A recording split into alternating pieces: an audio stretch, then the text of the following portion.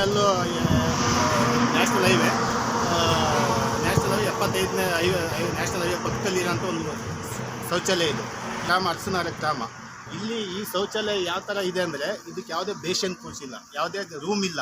ಇಲ್ಲಿ 4 ಜನ ಹೆಣ್ಮಕ್ಳಿದ್ದಾರೆ, ವಯಸ್ಸಿಗೆ ಬಂದಿರೋ ಹೆಣ್ಮಕ್ಳಿದ್ದಾರೆ, ಒಂದು ಸಣ್ಣ ಮಗು ಇದೆ. ಇಲ್ಲಿ ಊರಿಗೆ ಈ ಥರ ಒಂದು ಟಾಯ್ಲೆಟನ್ನು ಈ ಥರ ಓಪನ್ ಪ್ಲೇಸಲ್ಲಿದ್ದರೆ ಜನಗಳಿಗೆ ಯಾವ ಥರ ಕಾಯಿಲೆ ಆಡುತ್ತೆ, ಅದನ್ನು ಯಾರು ಕೇಳೋದು, ಯಾರು ಕೇಳ್ತಿಲ್ಲ.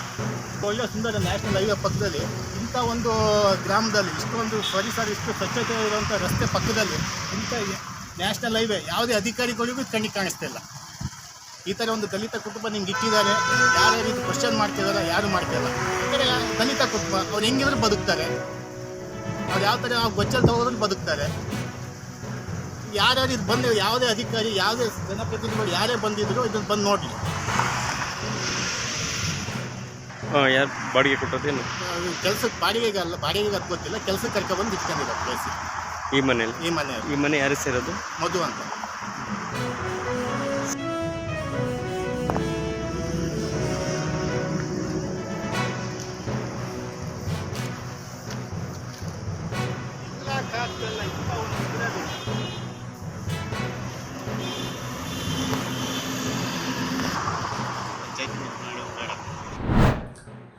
ರಾಜ್ಯದ 10 ಜಿಲ್ಲೆಗಳಲ್ಲಿ ಸರ್ಕಾರಿ ಪರಿಶಿಷ್ಟ ಜಾತಿ ಮತ್ತು ಪರಿಶಿಷ್ಟ ವರ್ಗದ ವಸತಿಯುತ ಪ್ರಥಮ ದರ್ಜೆಯ ಕಾಲೇಜುಗಳನ್ನ ಪ್ರಾರಂಭ ಮಾಡಿ ಸರ್ಕಾರ 2017-18ನೇ ಸಾಲಿನಲ್ಲಿ ಆದೇಶ ಹೊರಡಿಸಿದೆ. ಕಳೆದ 7 ವರ್ಷ ಕಳೆದರೂ ಕೂಡ ಈವರೆಗೂ ಕೂಡ ಯಾವುದೇ ಒಂದು ವಸತಿ ಸೌಲಭ್ಯವನ್ನು ಕೊಡಲಾರದೆ ನಗರದ ದೂರಗಳಲ್ಲಿ ಇರ್ತಕ್ಕಂಥ ಕಾಲೇಜಿನ ಹೊಸದಾಗಿ ನಿರ್ಮಾಣ ಮಾಡತಕ್ಕಂಥ ಕಟ್ಟಡಗಳಲ್ಲಿ ಇದುವರೆಗೂ ಕೂಡ ಆ ವಿದ್ಯಾರ್ಥಿಗಳಿಗೆ, ಅಂದ್ರೆ ಪ್ರಥಮ ದರ್ಜೆ ಅಭ್ಯಾಸ ಮಾಡತಕ್ಕಂಥ ವಿದ್ಯಾರ್ಥಿಗಳಿಗೆ ವಸತಿ ಸೌಲಭ್ಯ ಕೊಟ್ಟಿಲ್ಲ. ಈ ವಿಳಂಬ ನೀತಿಯನ್ನ ಖಂಡಿಸಿ SFI ವಿದ್ಯಾರ್ಥಿ ಸಂಘಟನೆ ನಾಳೆ ಇಡೀ ರಾಜ್ಯದಂತ 10 ಜಿಲ್ಲೆಗಳಲ್ಲಿ ಸೇರಿದ್ರೆ ಅನೇಕ ಜಿಲ್ಲೆಗಳಲ್ಲಿ ಕೂಡ ಹೋರಾಟ ಮಾಡಲಿಕ್ಕೆ ಕರೆಯನ್ನು ಕೊಟ್ಟಿದೆ. ಈ ಭಾಗವಾಗಿ ರಾಜ್ಯ ಸರ್ಕಾರ, ಅಂದ್ರೆ ಈ ಇರ್ತಕ್ಕಂಥ ಮೊನ್ನೆ ಸಿದ್ದರಾಮಯ್ಯ ಅವರು ಕಳೆದ ಅವರ ಅವಧಿಯಲ್ಲೇ ಈ ಸರ್ಕಾರಿ ಕಾಲೇಜುಗಳು ಘೋಷಣೆ ಆಗಿರ್ತಕ್ಕಂಥದ್ದು.